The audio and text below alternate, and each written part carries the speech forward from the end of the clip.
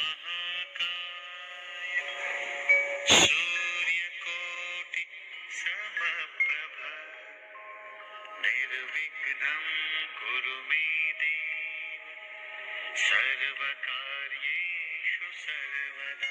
जय तो भारतम जय तो संस्कृतम एपी संस्कृत स्टडीज यूट्यूब चैनल को समस्त को स्वागतम। श्रद्धेय छात्र छात्री माने आज आम मैंने आउ एक नूतन अध्याय अवतीर्ण होइछे। आज आम मैंने युक्त 2 एमएल संस्कृत द्वितीय वर्षर पद्य भागस्थ दशावतार स्तुति पद्यर श्लोक नंबर 5 रो आलोचना आरंभ करिवा। तुम मानक गोचरार्थे श्लोकटी एठारे उल्लेखित अछि। पढ़ि नवा प्रथमे छळयसि विक्रमणे बळि मधुभूत वामन पदनख निरजनित जन पावन केशव धृत वामन रूप जय जगदीश हरे। प्रथमे यार संधि विच्छेद देखिना बळि मधुभूत वामन बळि युक्त अद्भुत वामन तापरे जीवा अन्वय करिवा। हे अद्भुत वामन पदनख निरजनित जन पावन केशव जेभଳି भाବରେ पूर्व श्लोक मानकरे ଆମେ केशव को संबोधन नौथिले तासे ता दुईटी नुआ संबोधन जीव।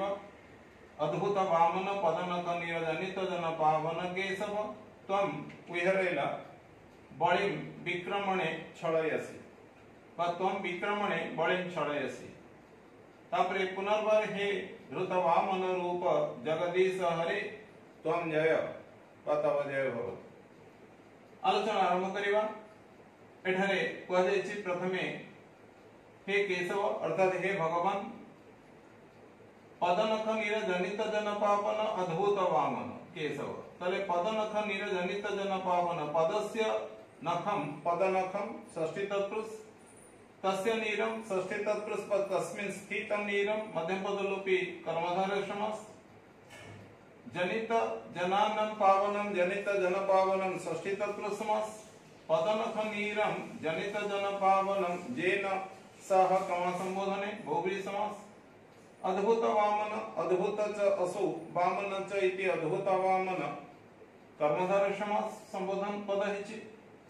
तापरे बळि कर्मणि द्वितीय विक्रमणे त्रिपाद माध्यमरे त्रिपाद रे वरमागिवा रूपक पराक्रम माध्यमरे अधिकरणे सप्तमी विक्रमणे बळिं कर्मणि द्वितीय छळयसि छळना करिछ वा प्रतारणा करिछ वा तार गर्भ को खर्व करिछ। तापरे अछि धृत वामन रूप वामनस्य रूपं षष्ठी तत्पुरुष धृतं वामन रूपं जेन सह कमा संबोधने बहुव्रीहि समास ए वामन रूपधारी जगदीश हरि तव जय भवतु। एठारे जो दुईटी जिंस अछि गोटे अद्भुत वामन एवं वामन रूप बळि विक्रमणे छळयसि तासे ता गोटे जिंस जोडी हेछि पदनख निरजनित जन पावन। दुईटी पौराणिक मत अछि। प्रथम पद जिंसटी हम देखिनवा सर्कट रे पदनख निरजनित जन पावन प्रसंग रे कह जायछि जे भगवान जतबेले बळिराजर दौरात्म्य को कमेवा पई बताकू परास्त करिया पई वामन रूप धारण करिथिले सेतबेले तांकर नख गुण रे गंगा आश्रिता थिले। जे गंगा हेउचंती त्रिपथक अर्थात स्वर्ग मर्त्य पाताल रे जहांकर अवस्थिति रही अछि एवं जे जनित जनानाम मीन्स पापी जन मानकर उद्धारकारी बा तांकर दोष रु मोचनकारी बा तांको पवित्रता आनी देवार योग्य अटंती सेही गंगा भगवान कर वामन अवतार रे तांका नख कोण रे आश्रिता थिले बोली पौराणिक मत अछि। तले तापर जीवा में भगवान केते बेले वामन रूप धारण करिथिले कहउछि जते बेले समुद्र मंथन रो जे अमृत बाहरितिला भगवान मोहिनी वेश रे देवता मानकु से अमृत परसिथिले से अमृत पान करी देवता माने अमरत्व लाभ करी जते बेले प्रबल पराक्रमी होई उठिथिले सेते बेले से माने देव दैत्य मानकु परास्त करिथिले एवं दैत्य मानकु परास्त करिवा सहित सेते बेले असुरेश्वर राजा बळि मध्य मृत होइथिले किंतु सेते बेले सेही दैत्य मानकर निधन एवं आहत अवस्था को देखि गुरु शुक्राचार्य कर परामर्श क्रमे जो माने जीवित थिले से मानकु से अस्तजल शिखर अड़को नै जाइथिले एवं सेठारे मृत संजीवनी मंत्र माध्यम शुक्राचार्य मृत मानू मृत संजीवनी मंत्र माध्यम जीवदान देथिले एवं जो माने आहत होइतिले सेमानकर क्षत रु सेमानकु उद्धार करिथिले। परवर्ती समय असुरराज बलि गुरु उपदेश क्रमे इंद्रपद प्राप्ति पई अश्वमेध यज्ञ रा संरचना करिथिले। जेतेबेले से यज्ञ करिबा को जाइथिले एवं बलिराज जो ख्याति थिला जैसे समस्त को सब किछि अचिले दान करिबार योग्यता युक्त थिला सेति पई तार निजस्व गर्व मध्य प्रचुर परिमाण रे थिला। से अश्वमेध यज्ञ रचना करी सेतिरे दान क्रिया करिया पई ही घोषणा करिथिला।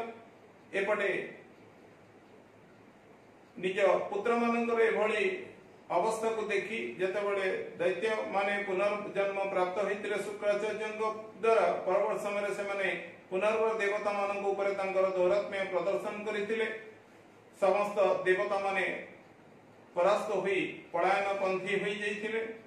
देवता मानकर एभली अवस्था को देखी अन्य पटरे देवमाता अदिति फाल्गुन मासर द्वितीय तिथि ठारू आरंभ करी द्वादश दिन पर्यंत पयव्रत आचरण करिथिले। विष्णु शरण को जाइथिले निज पुत्र मानकु एभली दुर्दिन उद्धार करिवा निमित्त भगवान विष्णु तांकर भक्ति रे प्रसन्न होई तांकरी गर्भरे पुत्र रूप रे जन्म हेबार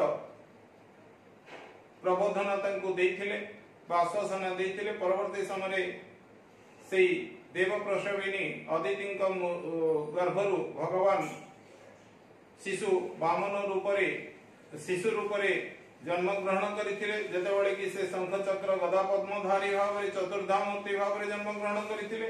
जन्म ग्रहण करिवा परे ही से शिशु वामन रूप को धारण करिथिले। परवर्ती समय पिता कश्यप अन्य ऋषि मानक सहित मिसी पुत्र शिशु वामनर व्रतपनयन कार्य समाहित करिथिले। परवर्ती समय पितांकर अनुमति प्राप्त होई असुरराज बलिर यज्ञ को जीवा पई वामन रूपधारी केशव बा भगवान पितांक अनुमति भिक्षा करिथिले एवं अनुमति प्राप्त होई बलिराजार राजसभा को जाइथिले।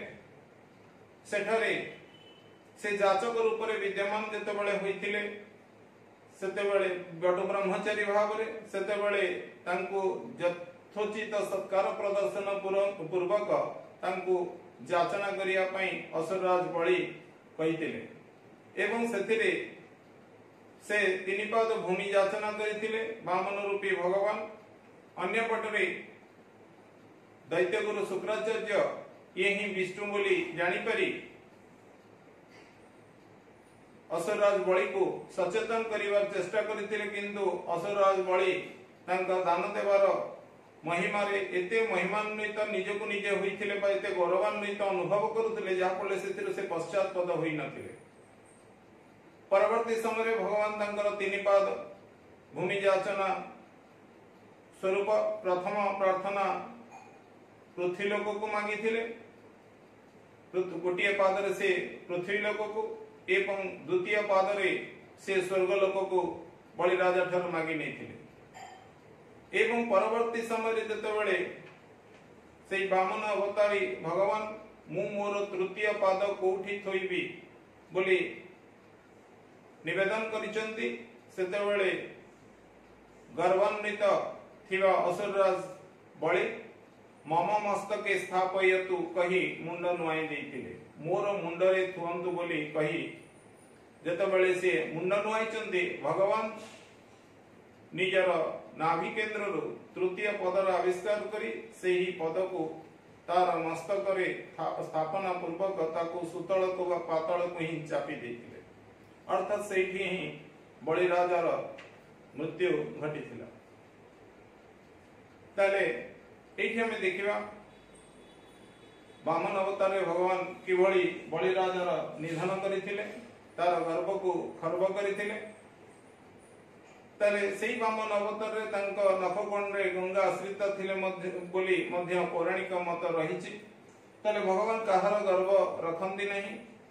जदि कि गर्व ए दुनिया करिवार अछि ताले केवल मात्र स्वयं जगत नियंता भगवान कर ही गर्व करिवार अछि, किंतु से कोन समय गर्व ही करि नाहंदी। से चिरचरित धारा रे तांकर अवारित भाव रे सृष्टि और विलय प्रक्रिया को जारी रखिछंती।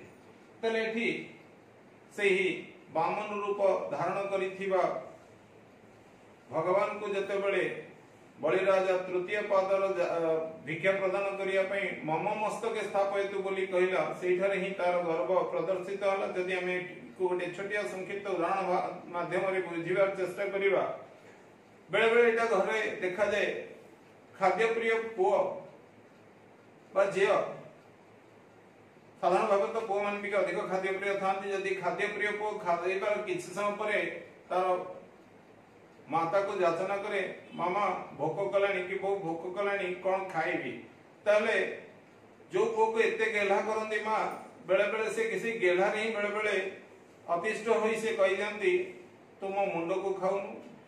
ठीक सही स्टाइल ले ठीक ता भीतर कोनोसी प्रकार सतरे से भली निर्देश न थाए कि आदेश न थाए, किंतु श्रद्धा पूर्वक थाए। किंतु एठी उल्टा कथा, एठी सी जो कहिला बलिराजा जे मोर मुंडरे थुंतु, एथरे तार अहंकार थिला, तार गर्व थिला। ताकु ता गुरुंकर जो उपदेश जो गुरु ताकु मृतरु पुनर्जीवन प्रदान करथिले, से गुरु ही उपदेश देथिले बा सचेतन करथिले ये हरि ये विष्णु, तथापि से अचेतन भली कार्य करिथिला। कारण से हरि जानी मध्य विष्णु जानी मध्य तांक निकट रे निजर शरण जीवा बा निजर माने तांकर शरण को जीवा तार उद्देश्य नथिला। से सेही दान जनित गर्व रे गर्वी होई ख्याति बा प्रसिद्धि करिया को चाहुतला। तेनु करी सेही मुहूर्त ने ही भगवान सेही मस्तक अवनमित करिथिया बलिराजर मस्तक ऊपर ही निजर तृतीय पाद को आविर्भाव पूर्वक स्थापन करी ताहाको सुतल को बा पाताल को स्थापित पाताल को चापी देथिले। एठी औगटे पद रहिला अद्भुत वामन कहिवा पछरे कारण कोन। आमे साधारण जीवन में जेतेबेले बाहर कोनोसी वामन आकृति मनुष्य को देखुचे, सेतेबेले आमे देखुचे तार अंटा ठारू मस्तक पर्यंत प्राय अंग प्रत्यंग गुड़िक ठीक ठाक थाए।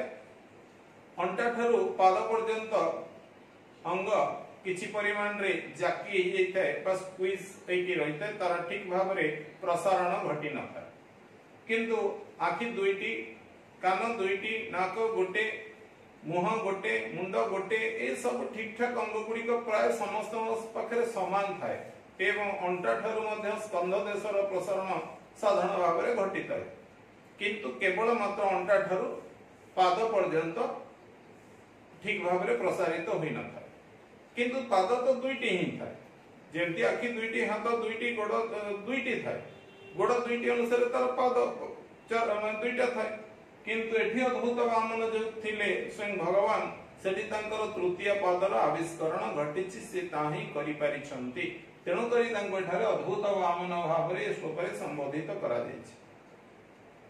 एई बळे भाव रे आमे देखिले वामन रूप रे किभଳି बलिराजार दौरात्म्य बा दान जनित अहंकार रे अहंकारी होई पडिथिबा बलिराजार दौरात्म्य को बा गर्व को भगवान खर्ब करिथिले। एई भଳି भगवानकर जुगे जुगे जय हे बोली भक्त कवि जयदेवंकर एई स्तुति माध्यम रे आदेश निर्देश सब किछि ए भक्त समाज पई एई आलोचना तुमମାନଙ୍କ ପାଇଁ ଯଦି ठीक ठाक थिबो अर्थात तुमर पठनार्थे उपादेय होइथिबो, निश्चित भाव तुम चैनल को लाइक सब्सक्राइब और शेयर करी उत्साहित करियो बोली मोर आशा विश्वास। धन्यवाद।